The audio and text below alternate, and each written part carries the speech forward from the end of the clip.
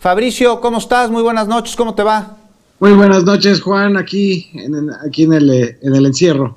Pues nosotros estábamos aquí leyendo algunas portadas de algunos diarios sobre las cifras de muertos en México, pues en una coordinación, en un nado sincronizado, pero Fabricio, tú nos vas a ayudar a entender estos datos y cómo se ha desinformado a través de ellos, cómo han hecho informaciones tendenciosas. Sí, hay tres mentiras básicas que se han repetido y repetido y repetido en los medios, y no importa que el doctor López-Gatell los explique todos los días 80, 90 veces. Parece que pues no se quiere entender porque realmente no es tan difícil de comprender. Por ejemplo, este dato de las muertes, que son comparables los datos de las muertes por COVID en el mundo si tomas en cuenta la población.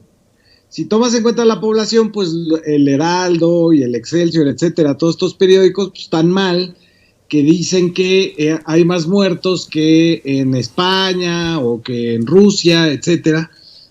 Yo aquí tengo la lista que como se debe de medir, que es por millón de habitantes, y por supuesto sigue siendo Bélgica la más afectada, con 853 muertos por millón, el Reino Unido con 657, y ahí te vas a España, Italia, Suecia, Francia, Estados Unidos, Irlanda, Holanda, Chile, Perú, Brasil, Ecuador, Canadá, Suiza y después México en el número 16 con 220 muertos por millón.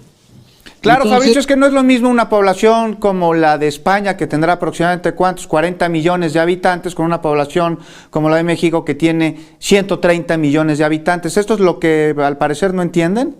Es lo que al parecer no entienden. Y luego ya, bueno, la sutileza, la sofisticación, sería hablar de los sistemas de salud en estos distintos países, si son públicos, si son privatizados, como en los Estados Unidos. Si no tienes seguro, no puedes acceder a la seguridad social, muy desarrollados como en Francia, como en el propio Inglaterra, y muy antiguos, digamos, y el que nosotros tenemos, que se ha dejado de lado durante 30, 40 años. Otra sofisticación más para ver que no son tan comparables nada más los numeritos, como hacen los periódicos, es pensar el tipo de contingencia que existe. En México fue una contingencia, digamos, basada en la conciencia de la gente, que se fuera a la Jornada Nacional de Sana Distancia por voluntad propia. En lugares como la India, por ejemplo, en España también, fueron obligatorios, había detenidos, un poco como en Guadalajara, sí. Había detenidos por no atender la jornada de sana distancia. En México fue mucho más democrático y aún así redujimos el 60% de la movilidad en el país. Y la otra gran mentira que se ha repetido y repetido y que no está de más volverla a explicar es si se aplanó la curva con respecto a la curva que íbamos a tener. En el pico de la proyección matemática de los contagios en México, sin intervención de la sana distancia, hubiera sido 81% mayor. Es decir, hubiéramos visto lo que nunca vimos en México y que sí se vio en Chile, en Nueva York, que son pacientes, digamos, en los pasillos, pacientes en los parques, pacientes en los estacionamientos del Walmart.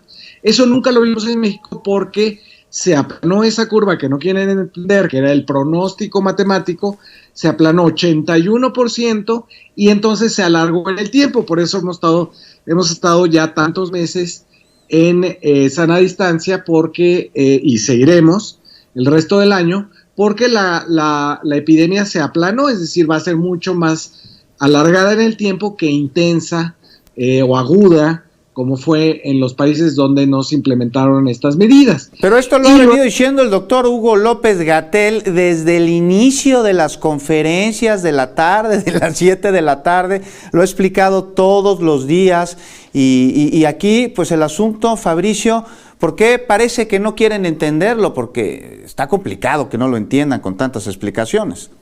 Sí, yo al principio creía, digamos, de buena fe, que siempre soy de buena fe, que lo que había ocurrido es que como no tenemos en los medios mexicanos reporteros especializados en salud, salvo, digamos, algunas dignas excepciones de pie de página o de la glucosa atómica, por ejemplo, que sí se dedican a salud, la mayor parte de los medios mandaron a su gente de política. Entonces su gente de política lo que hizo fue politizar el asunto. No ayudó que la oposición en México, a diferencia de otros países como Portugal, como Francia, trató de sacar provecho de la pandemia, de los muertos, de los contagios. Una oposición tan derrotada moralmente que depende del contagio de un virus para tener una bandera política, no son capaces de generar ellos mismos una alternativa creíble a la Cuarta Transformación. Y bueno, yo pensé que habían sido pues los reporteros de política que, basados en esta oposición, habían hecho estas preguntas reiteradamente hasta la náusea.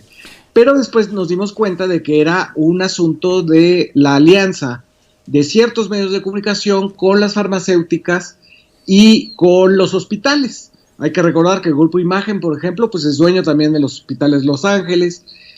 Reforma está ligado a las farmacéuticas, por eso insisten tanto en que hay que hacer muchas pruebas, porque sería un gran negocio para las farmacéuticas que producen estas pruebas, y que esa es otra, ¿no? O sea, lo de las pruebas es el absurdo, es decir, si una prueba tarda 2 o 3 días, hasta 4 días en salir el resultado, ¿de qué nos serviría evaluar a los 120 millones si no podemos tomar ninguna acción en esos días que están siendo examinadas las pruebas, y que tampoco servirían de mucho porque a la siguiente semana habría que volverlas a hacer, ¿no? Porque lo asintomático y lo presintomático en este caso del coronavirus ha sido realmente la complicación, y por eso las pruebas no funcionan más que con gente que tiene síntomas. Pues ahí está la línea clara, Fabricio Mejía, la línea clara de los periodistas que están cubriendo las conferencias y que están tratando este tema del COVID-19. Pues la invitación, ¿no?, a todos a que sintonicen, puede ser a través de esta señal de Capital 21, la conferencia que ofrece la Secretaría de Salud